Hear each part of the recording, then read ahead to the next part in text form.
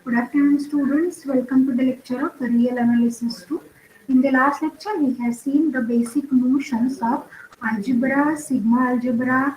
Then we have seen the definition of Borel sigma algebra, and later we have came to the main definition of Borel set. If a Borel set is a set or it's an element of Borel sigma algebra, this we have seen. Then we have proved that every Borel set is measurable.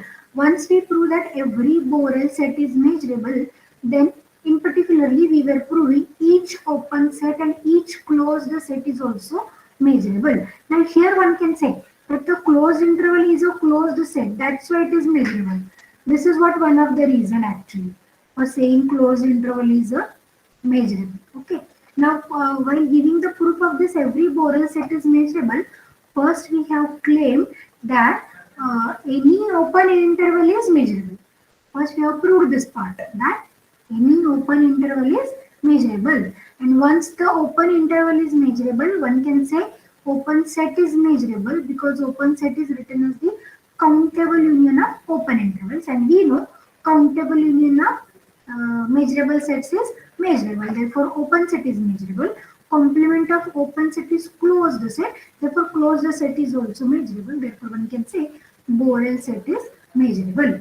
Later, by restricting the domain of an Lebesgue outer measure function, we have seen the definition of Lebesgue measure. The domain we have restricted to be the collection of all measurable sets, that is a sigma algebra. Therefore, we have written the Lebesgue measure definition as a set function m from curly m. Curly m is the sigma algebra of all measurable sets defined by m of e equals to m star of e. Whenever we have written this m of equals to m star of c, m star of e, it is called that this m is the restriction function of e. This is obtained by m star itself, only restricting the domain. Right now, that's why this is called a restriction function. And again, for an interval, as we have already seen, that outer measure is nothing but the length of an interval, but Lebesgue measure is nothing but outer measure. Therefore, Lebesgue measure equal to outer measure equal to length of the given interval. Then this definition was introduced in order to have the property of countable additivity of the corresponding measure. Therefore, this property, this proposition is giving us the countable additivity property of the Lebesgue measure for pairwise disjoint sets. Okay, this is also we have proved. Okay, a nice proof was given in the last lecture itself, right? And then in today's lecture, we were going for some important prepositions. Okay, now the first preposition we were going to see today, if we have an infinite decreasing sequence of measurable sets, then how the measurability can be obtained. Let us see this preposition.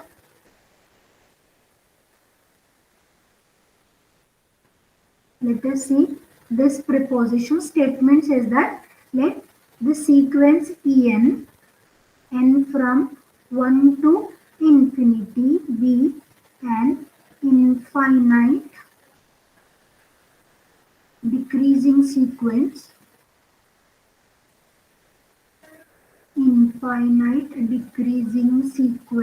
of measurable sets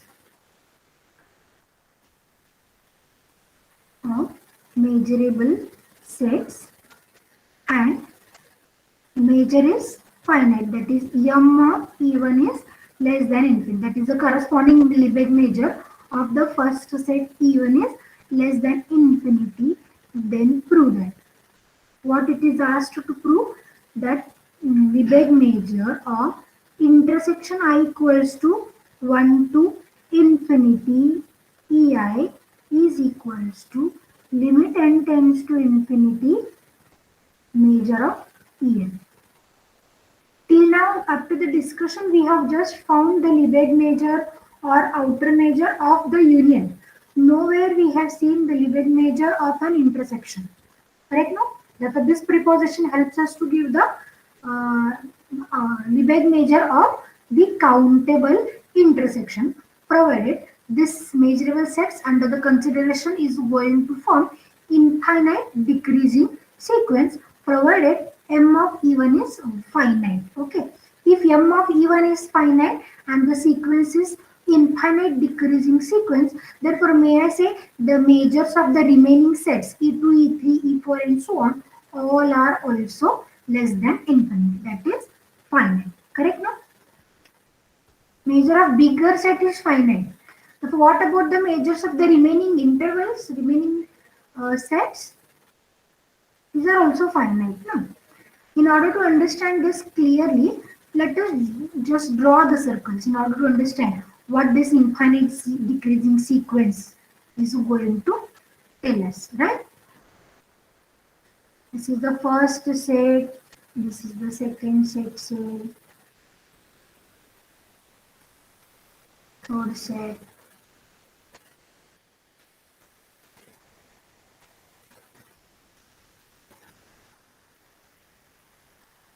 Okay, suppose these are my sets under the consideration. As the sequence is infinite decreasing sequence, let me write this first set denoted by E1. Let me write this second be E2 continuing. Let me write somewhere here it is EI and let this be EI plus 1. Okay, and what about this last one actually? E infinity, no, but we cannot denote like this E infinity. So what we will define? We will define this outermost, so sorry, innermost set with intersection here. Correct, no? Intersection here.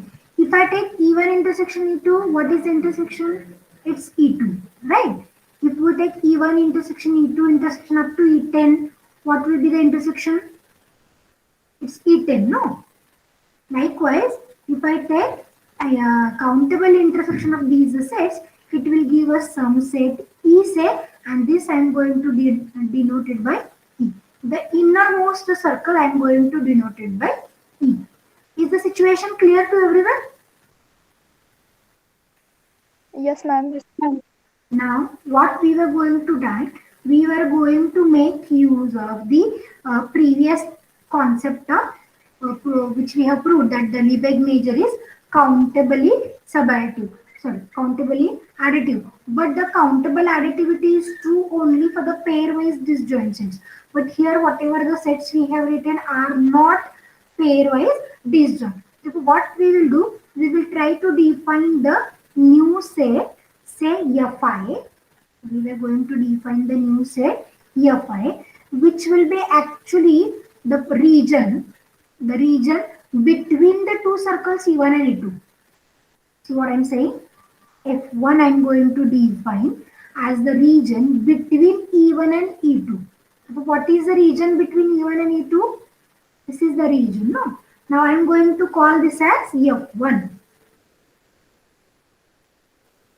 I'm going to call this be say F1. Then a region between E2 and E3 I'm going to call as F2.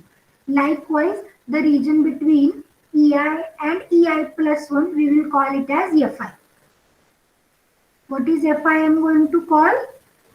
EI minus EI plus 1.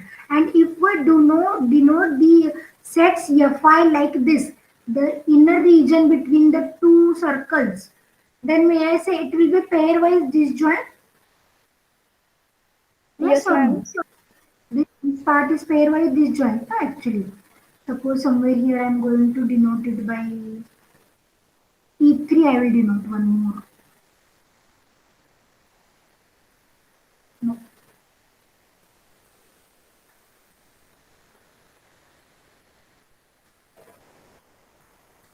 I will draw by hand.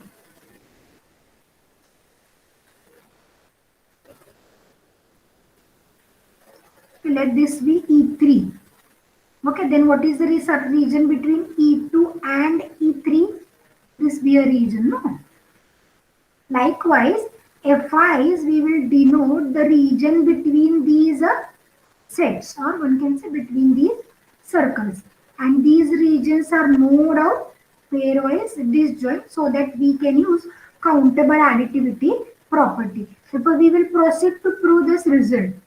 Measure of the countable intersection is limit of measure of the say EI. Okay, is the idea clear? What is E I am going to denote? E is actually the innermost circle. For E I am going to write as a countable intersection of the sets EI. Right? Then we will define Fi.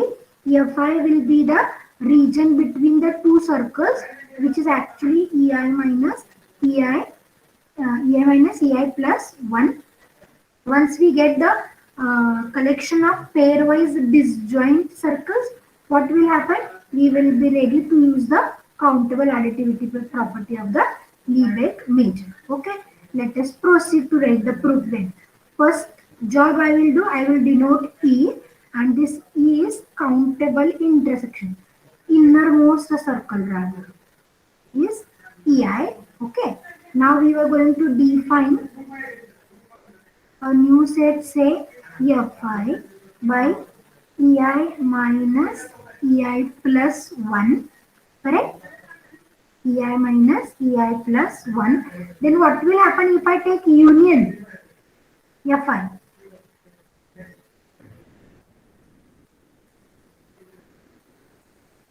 Union Fi means union of all these innermost, the region between the two circles. Therefore, will it give me E1 minus E? Correct? Is it okay for you or not? Yes, Or what ma'am. the job you can do, you can put I equals to 1, 2, 3 and take the union later. Therefore, E2, E3, all the middle terms will get cancelled likewise. Na? Suppose I am writing F1 say. What is my F1? E1 minus E2. What is F2? E2 minus E3. What is F3? E3 minus E4 and just continue. If I take the union, what will happen?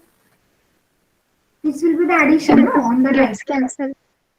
So this terms gets cancelled. E2 cancel, E3 cancel. This E4 will cancel with the next. E5 will cancel with the next and so on. And finally we will remain with only E intersection Fi. That is the innermost, or you can say last measurable set.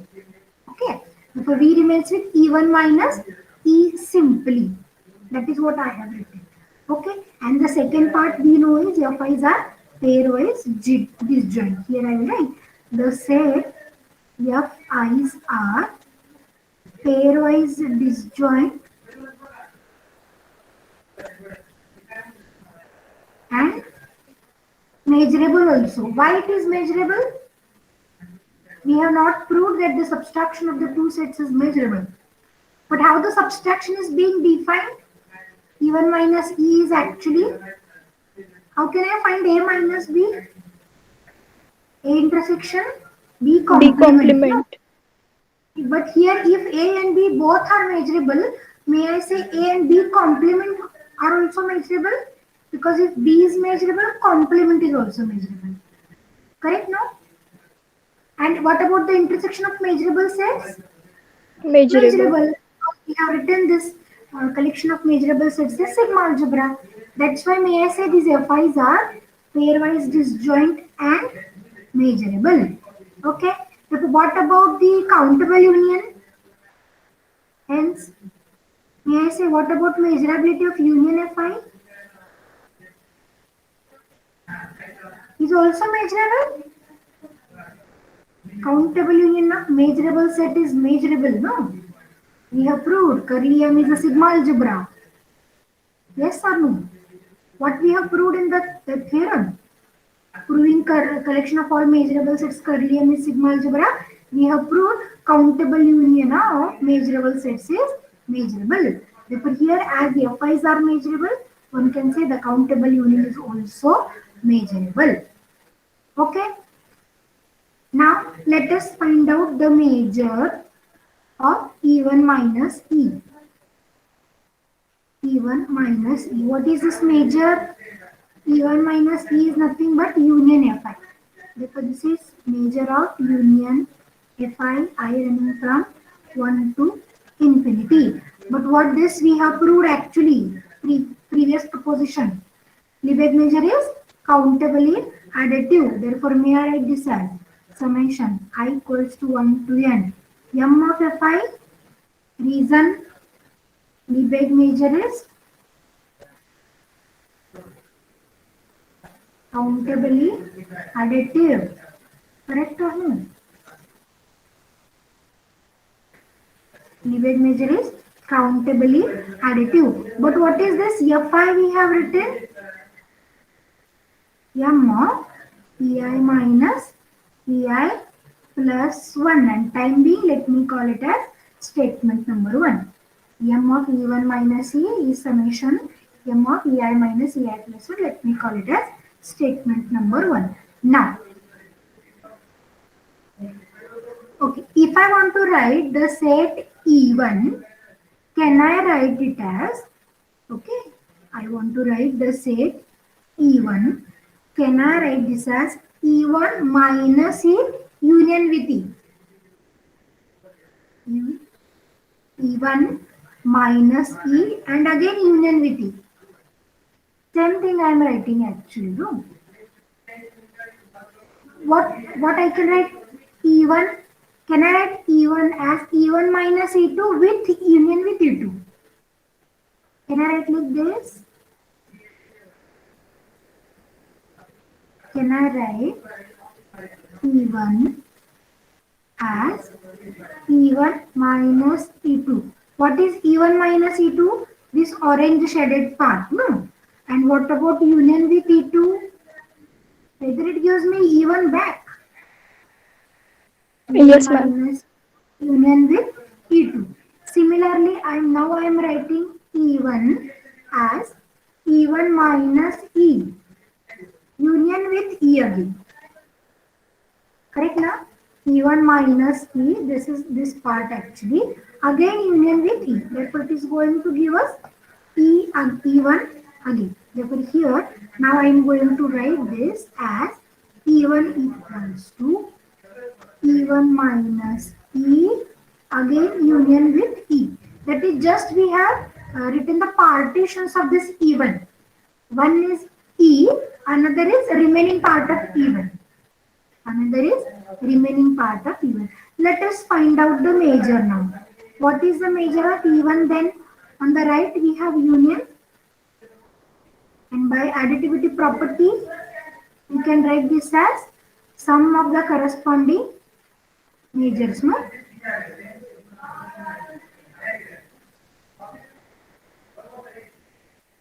M of E1 minus E and M of E. Is it okay? Yes, ma'am.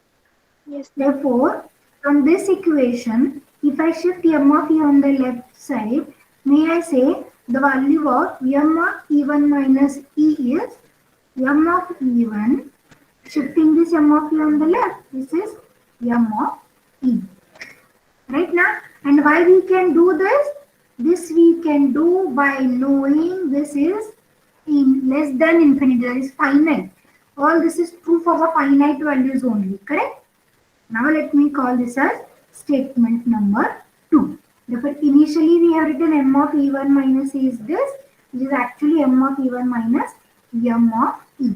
Now, let us generalize this statement. How can I write? EI, general. In general, ith measurable set. Therefore, may I write this as EI minus EI plus 1 union with EI plus 1. Is it okay? That is what I told you. Yes, ma'am.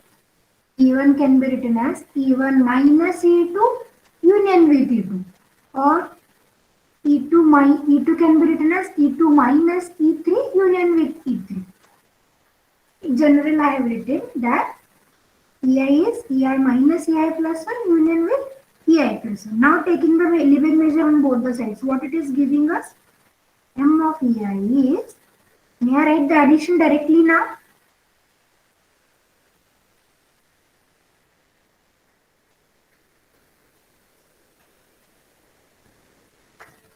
Right? But again, what is the value of this term? Measure of EI minus EI plus 1 is equal to measure of EI minus measure of E I plus 1, and let me call it as statement number 3. Let me call it as statement number 3. Now from 1, 2 and 3, we were going to write the value of measure of E1 minus measure of E. Okay. From 1 and 2, if I replace the left hand side m of E1 minus m of E1 minus E as m of E1 minus m of E, may I write it as summation equal to summation measure of EI minus EI plus 1. Okay. Therefore, from 1, 2 and 3, we get what we get m of E1 minus m of E. This we have obtained by putting 2 in 1 left hand side. What is the right hand side? M of EI minus EI plus 1. And now we are putting equation number 3. Right now? Therefore, this is m of EI minus m of EI plus 1. Let me put one more bracket. Okay. Now, as this is the sum running up to infinity, just to make it simpler, may I write it as limit n tends to infinity summation I equals to 1 to n. But if I write I equals to 1 to n, then by putting the value of I equals to n exactly, this is going to give us n plus 1th term. But we were interested in nth term, therefore I will just write the parameter up to n minus 1.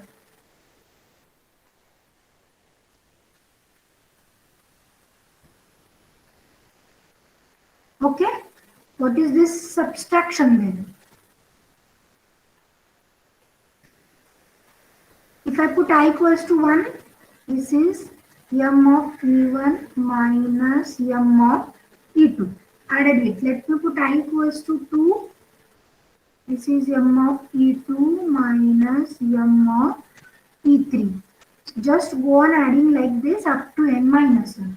For last value, this is m En minus 1 minus m of En. Is that clear to everyone? Now what is the subtraction? These two gets cancelled. These term will cancel with the next. Okay. And likewise, what we will remain with? Is it m of E1 minus m of En. All middle terms will cancel one another, right now? To the left, we have actually m of E1 minus m of E. Right now, m of E1 minus m of E. Let us apply the limit on the right hand side. As there is no n term in the first, we will apply the limit on the second term only. Therefore, m of E1 written as it is, limit n tends to infinity, measure of En. To the left, we have m of E1 minus m of E. What should be my next step? Cancelling m of E1 from both the sides, absorbing the negative. What we will get the value as m of E is limit n tends to infinity m of En. But what is E we have taken initially? This is intersection I equals to 1 to infinity EI, which we have proved equal to limit n tends to infinity m of En. And hence the proof. Check if you have any difficulty in this. Okay. We have written E to be intersection EI, that is the innermost circle. Then we have defined Fi to be the region between the two circles, EI and EI plus 1. We got union Fi is E1 minus E, and these Fi's are pairwise disjoint. And as these are the pairwise disjoint, we can use countable additivity property of Lebesgue measure. Therefore, we have found earlier m of E1 minus E as m of EI minus EI plus 1.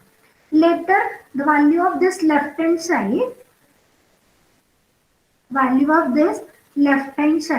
we have proved as m of E1 minus E.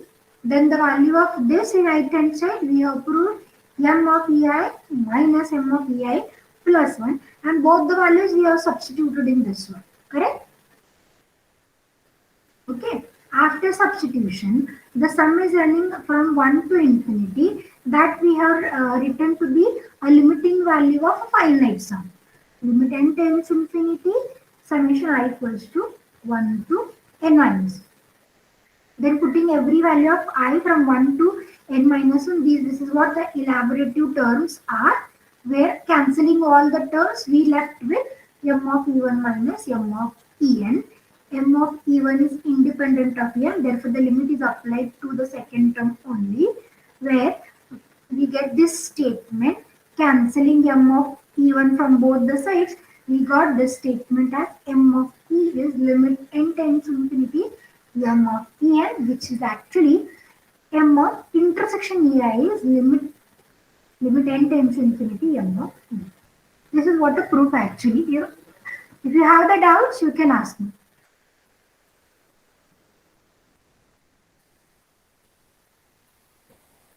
Okay.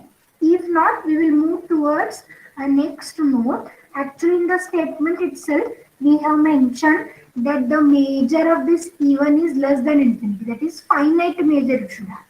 And if this outermost or bigger circle is having a finite measure, no doubt all the rest measures are going to be finite due to monotonicity property. Correct now? Due to monotonicity property, all the remaining sets are also having finite measure. Therefore, this whole discussion we have made only for finite measurable sets. And now we will write a note. If this one of the set is having infinity as a measure, then this statement is not going to hold. With the help of example, we will discuss this. Okay. So let me write a note. The condition m of e1 less than infinity is essential in above proposition.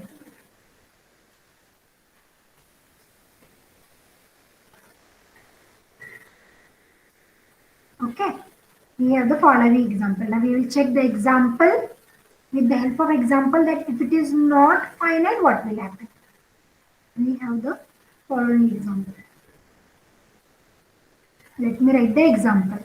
Now we have to write the example in such way that the measure of the set is infinity. Now we know Lebesgue measure of an interval is nothing but the length. That will be easier for us to calculate. Therefore, we will take one interval whose measure is infinity or whose length is infinity. That is, I will take infinite interval. Okay.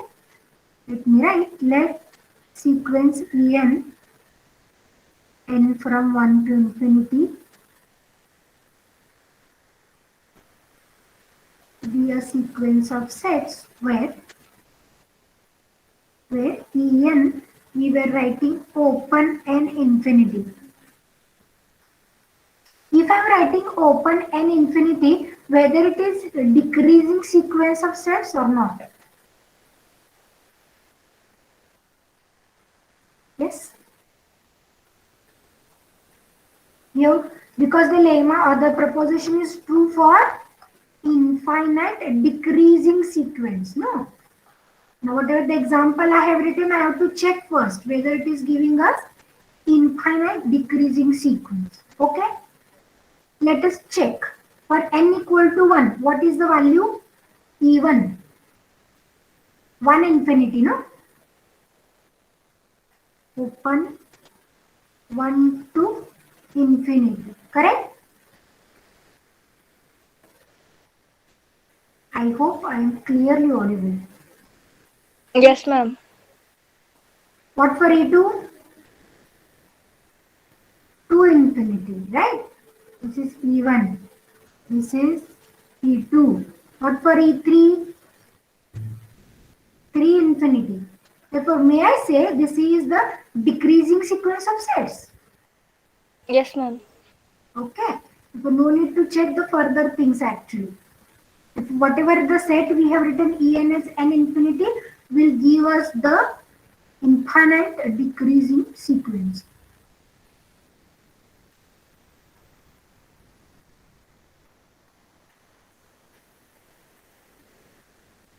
Of measurable set shall I write?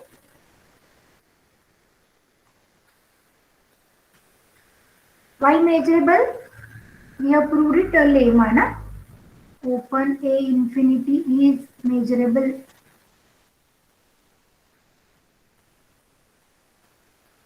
Correct, no? That's why if I replace the values of A by 1, 2, 3 or any natural number, and this will be surely measurable. So whatever the sequence we have written forms infinite decreasing sequence of measurable sets. Only condition missing here in this example is the measure is not finite. Here it was given with finite value. What is the measure of this En we have taken? Or even you can say, let even is. Correct, no? Then what about measure?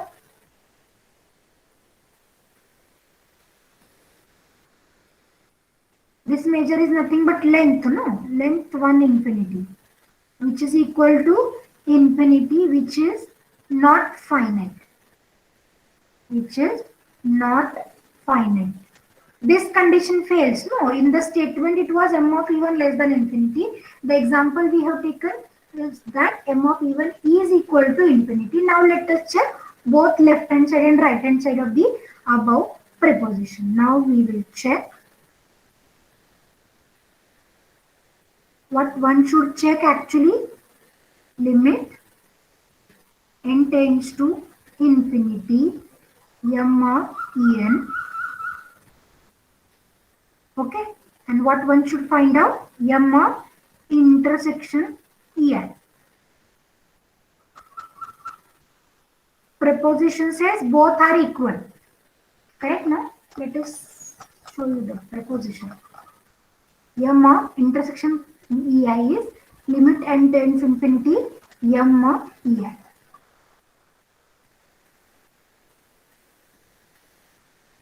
Let us find this first value. Limit n tends to infinity. What is En? This is En infinity, no? And we have already written this is infinity. Then if I take n tends to infinity, what is the value? Is it infinity itself?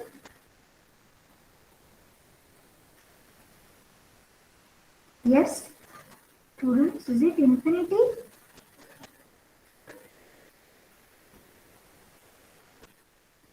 What about measure of intersection EI?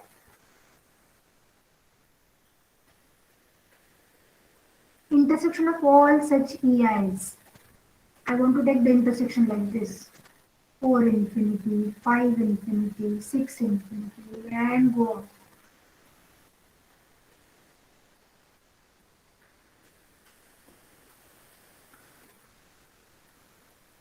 What is the intersection of all the sets? Infinity, infinity. Shall I say it as an empty set? And what is the measure of empty set? 0. Measure of empty set is 0. Therefore, once we have got it as infinity, once we have got it as 0, thus these two are not equal.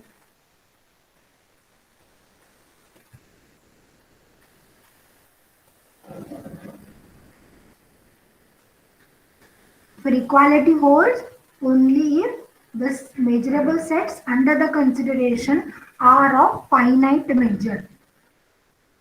Equality holds only if the measurable sets under the considerations are of finite measure. Yes? Students, have you understood this part? Yes, ma'am. Okay. Now we will go to our next preposition, which is very similar to the above. In the above preposition, we have taken the sequence of infinite decreasing measurable set. Now we will do it reverse. Now we will take infinite increasing sequence. let this EI be an infinite increasing sequence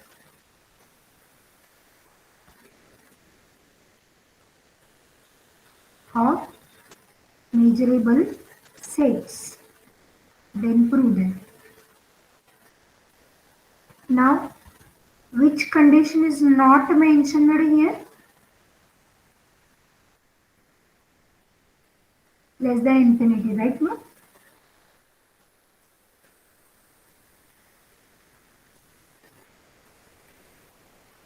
If you look, both the statements are same. Previously, it was measure of intersection EI equals to limit n tends infinity measure, and now it is measure of union EI, which is again limit n tends infinity m of En. This is what we wanted to do. The only change is in the previous proposition, the measure was taken to be finite measure. Here it was not restricted to be finite measure. That is, this proposition is true for both types of sets, having finite measure, having infinite measure. Therefore, first case we will discuss. Okay, first case we will discuss if measure of sum of the or one of the set is infinity.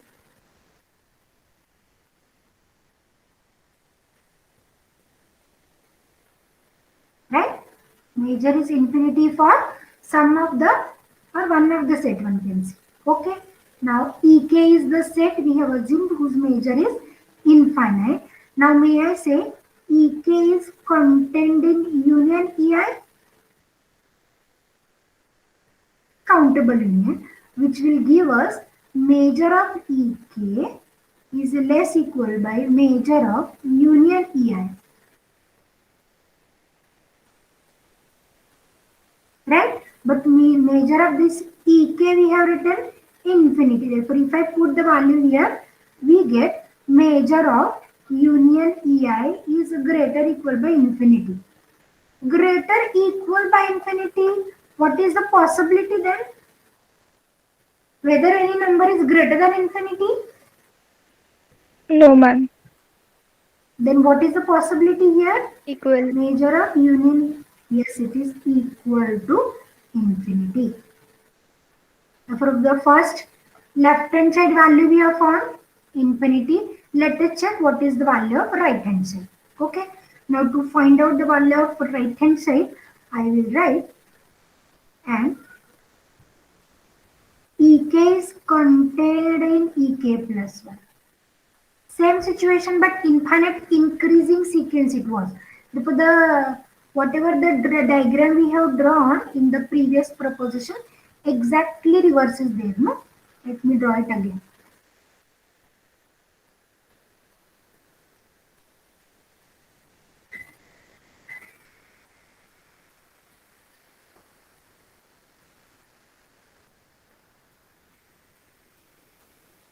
Increasing sequence it was.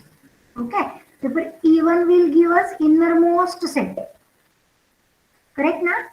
E2 will give us the next one.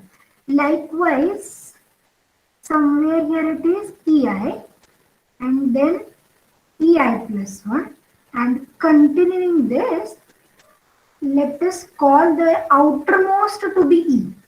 In the previous proposition, we have taken innermost to be E, which is intersection Ei. Now here I am taking E to be outermost. Which student has entered just now? Can you please the name? Tell me your name. Hello?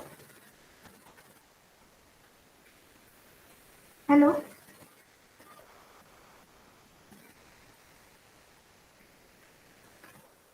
Hello students? Yes, ma'am. Who entered just now? Students has to tell me. Those students who have entered late. Because it is almost 3:30 and I am about to finish the lecture. If you are entering only for present purpose, then please leave the class.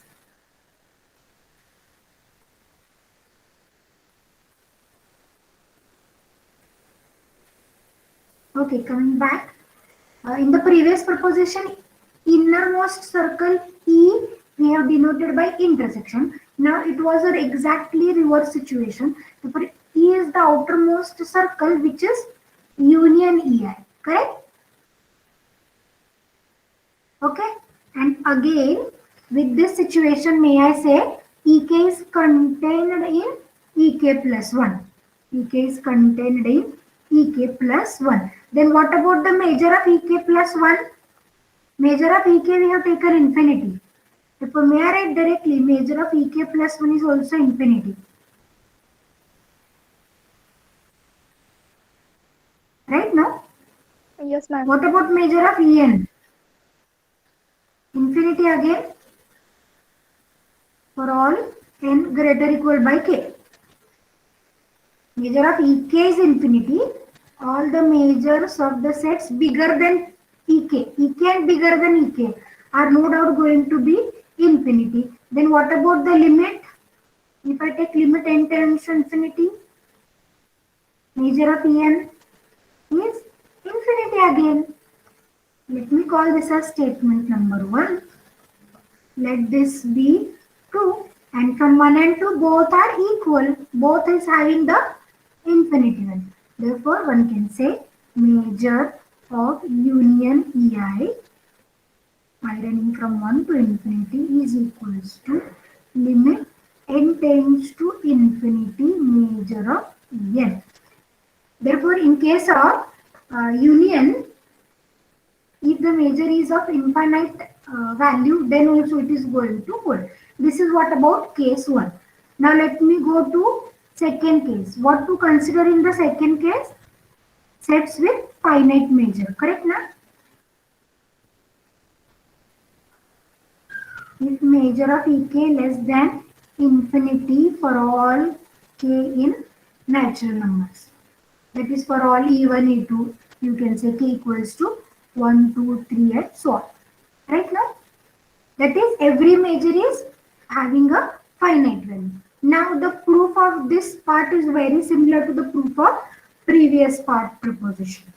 Right? What we have done in previous part, we have written E to be intersection. Now we were going to write E at union I equals to 1 to infinity. Again we were going to define Fi to be the region between two circles. Region between two circles. Once we write it as a region between the two circles, this gives us pairwise disjoint sets. Therefore, what is Fi in this case? Is it Ei plus 1 minus Ei? Yes, ma'am. Fi is Ei plus 1 minus Ei. Right now? Okay, this is what I have written. Then, what about sets Fi? We will write the set Fi's are pairwise disjoint, measurable also.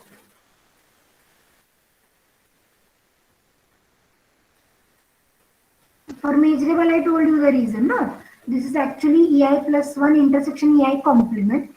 If Ei measurable, Ei complement measurable, intersection is also measurable. If Fi's are pairwise disjoint measurable sets.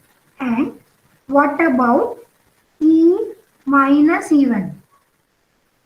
Previously we have written E1 minus E. Now we are writing E minus E1. Is it union Fi again?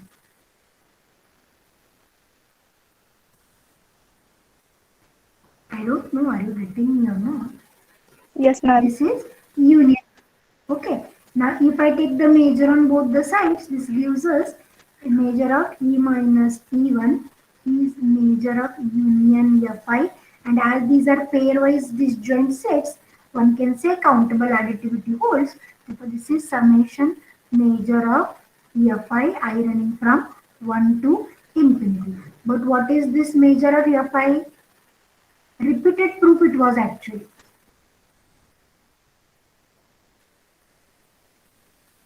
M of Ei plus 1 minus E. Now we'll try to find out the value of this right hand side. Let me call it as statement number 3. Now How can we write EI plus 1? You tell me. If I want to write EI plus 1, is it EI plus 1 minus EI union with EI? EI plus 1 minus this EI and again union with EI.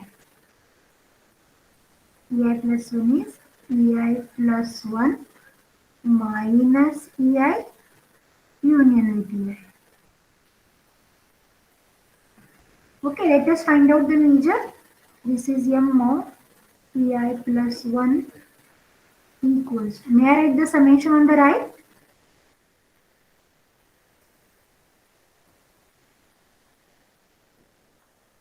So what we were getting, the value of this term, M of EI plus 1 minus EI is M of EI plus 1 minus M of EI. Now we will put the value in the right hand side of 3.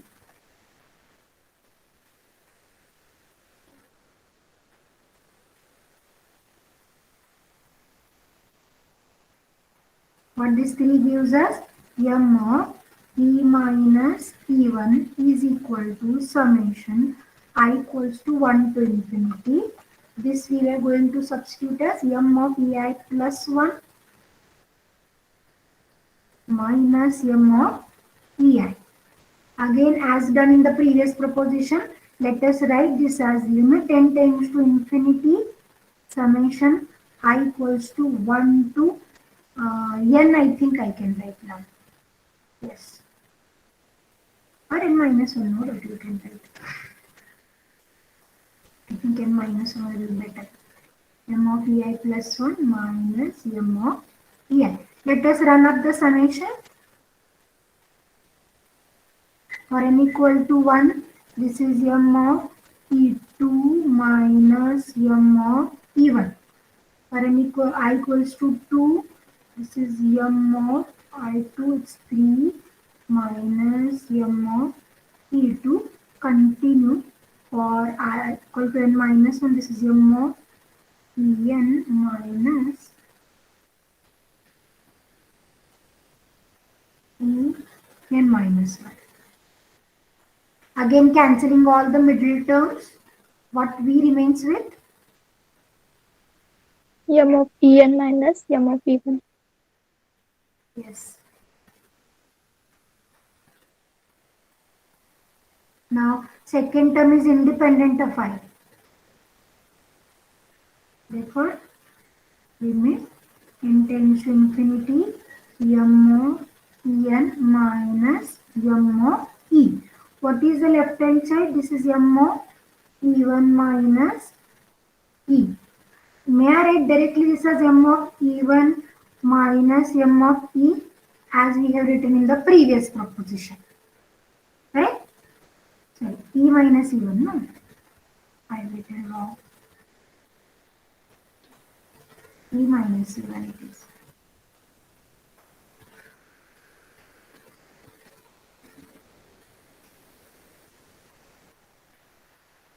If a cancelling M of E1 on both the sides, we will get M of E is limit n tends to infinity M of En. But what is M of E we have taken? Union I equals to 1 to infinity Ei, which is nothing but limit n tends to infinity M of En. And hence the proof. If you have any difficulty, unmute yourself and ask me. Two propositions we have seen today. One for countable, one for infinite decreasing sequence of measurable sets, one for infinite increasing sequence of measurable sets. Second proof was very similar to the first one. Therefore, the job is to understand the first proof itself. If you understand the first proof, there is no difficulty for the proof of second one. Okay, let me stop for today. In the next lecture, we will go for proving the next properties of Lebesgue measurable set, that such as translation invariant and the remaining properties also. Thank you for being with me for today's lecture. If you have any queries, you can ask. No queries? Let me stop there. Thank you for being with me for today's lecture.